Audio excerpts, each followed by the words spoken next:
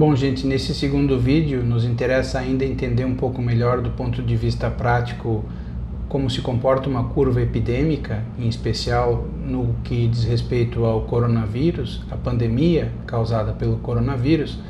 Então, nessa fase inicial, como a gente vinha conversando no outro vídeo, eu tenho um pico de casos acumulados rapidamente ao longo das primeiras horas e dias e semanas, 7 dias, 14 dias, essa fase inicial onde a gente tem aquela subida grande, geométrica e às vezes mais do que isso em termos de casos novos, em curtíssimo espaço de tempo, e depois nessa fase onde a epidemia está sendo trazida de um outro local, por exemplo, como aconteceu no Brasil, quer dizer, os primeiros casos todos eram pessoas que tinham voltado de países na Ásia ou na Europa e depois nos Estados Unidos e que se infectaram nessas viagens, nesses países, se expuseram ao vírus lá e trouxeram para cá. Nessa fase inicial, as medidas do ponto de vista epidemiológico, do ponto de vista de saúde pública, são as chamadas medidas de contenção, ou seja, é possível identificar os casos e, em identificando os casos, saber exatamente o que se passa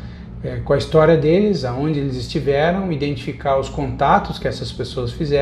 tiveram ao longo desse período aí de incubação, de surgimento dos sintomas, e a partir disso então usar as medidas de contenção, identificar os casos e o bloqueio, né? Evitar que outros casos possam emergir a partir daquele caso índice, por assim dizer. Num segundo momento, a gente tem esse processo todo de transmissão local ou transmissão comunitária, onde a gente então já vai para um mecanismo sustentado. No primeiro momento, a gente teve situações que vieram pessoas de outros lugares e trazem o vírus para aquela comunidade, e num segundo momento, as pessoas da comunidade passam a contrair, posto que suscetíveis, e aí a gente então passa a ter a transmissão local, comunitária também, como chamam, no sentido de que não há mais situações em que as pessoas saíram do seu estado, do seu país e contraíram o vírus e desenvolveram a infecção. Nessa segunda fase, as medidas de saúde pública epidemiológicas são de mitigação, ou seja, evitar ao máximo a transmissão local, a transmissão comunitária, no sentido de reduzir o achatamento dessa curva que foi lá em cima, para tentar trazer ela de volta para níveis mais aceitáveis e preferencialmente erradicar a epidemia. Isso depende da prevalência, de quanto o vírus se distribuiu naquela comunidade, naquela cidade, e isso depende também da capacidade que o vírus tem de infectar suscetíveis, né, da infectividade. Então, essa segunda etapa de mitigação, ela pressupõe criar mecanismos que a gente chama de barreiras sociais, mecanismos de redução da circulação, mecanismos de afastamento social, e isso significa então considerar o cancelamento de atividades escolares, cancelar atividades de grandes públicos, shows, bares, restaurantes, shopping center e outras medidas que muitas vezes parecem ser muito drásticas, mas que elas têm uma finalidade muito importante, muito decisiva, que é reduzir a capacidade que o vírus tem de atingir novos suscetíveis, novas pessoas, populações que ainda não tiveram contato com o vírus, e a partir disso então buscar da forma mais efetiva possível diminuir então o número de afetados e ganhar em tempo para que os serviços possam se organizar e atender às necessidades de cada pessoa que desenvolve o vírus. E numa terceira etapa, a gente tem também uma situação que diz respeito muitas pessoas já fizeram infecção, a maior parte deles a grande maioria deles vai se recuperar dessa infecção, passa a desenvolver anticorpos, a chamada imunidade, e essa imunidade coletiva, digamos assim, essa imunidade que a gente chama de imunidade de rebanho, né? É como se fosse todos uma parte de uma coletividade onde os suscetíveis vão diminuindo cada vez mais, e eu tenho uma proporção cada vez maior de pessoas que já passaram pela infecção e se tornaram imunes. Então, nesse momento, essa imunidade coletiva, essa imunidade de rebanho diminui os suscetíveis e eu tenho então uma diminuição progressiva dessa curva até níveis pré-epidêmicos, ou a erradicação da doença, se o caso for.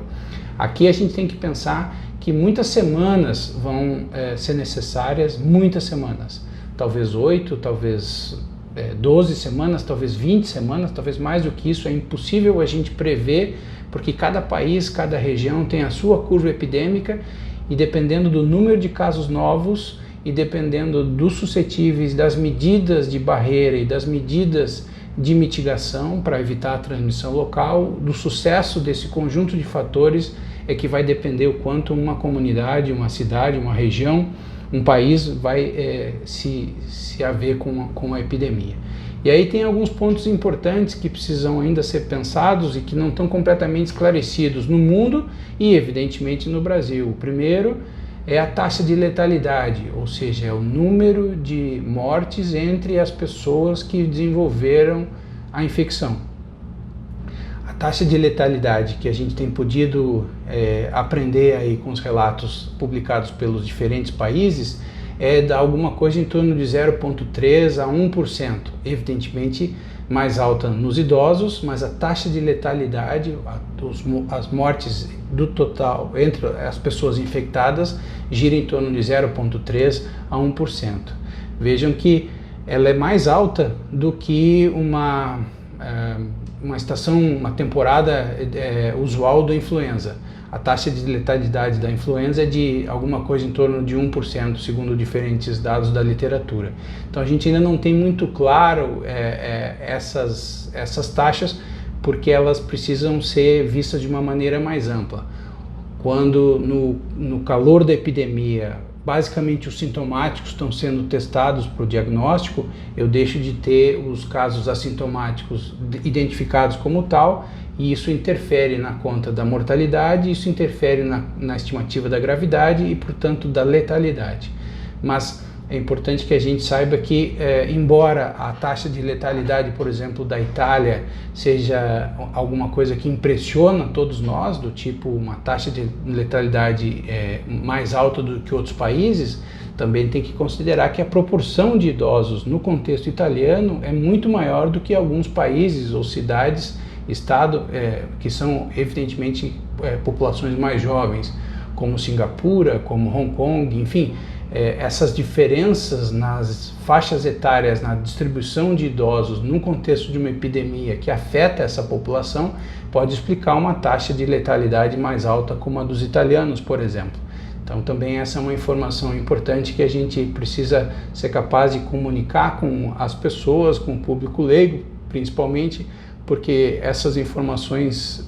de uma maneira desavisada, digamos assim, podem ser muito impressionantes, causar pânico, inclusive. Um outro aspecto legal que a gente precisa, de alguma forma, chamar a atenção é de que tem uma diferença entre o influenza e o coronavírus, no sentido da sua taxa de infecciosidade, né? O influenza, via de regra, o que a gente sabe é que a infecção pode acontecer, o contágio, a transmissão, perdão, vamos de novo. O que a gente sabe é que a capacidade do vírus influenza, de uma pessoa passar o vírus influenza para uma outra, acontece 1 a 2 dias antes do início dos sintomas. Já no caso do coronavírus, isso pode acontecer já na fase assintomática. O que também nos chama atenção para o tamanho dos pacientes,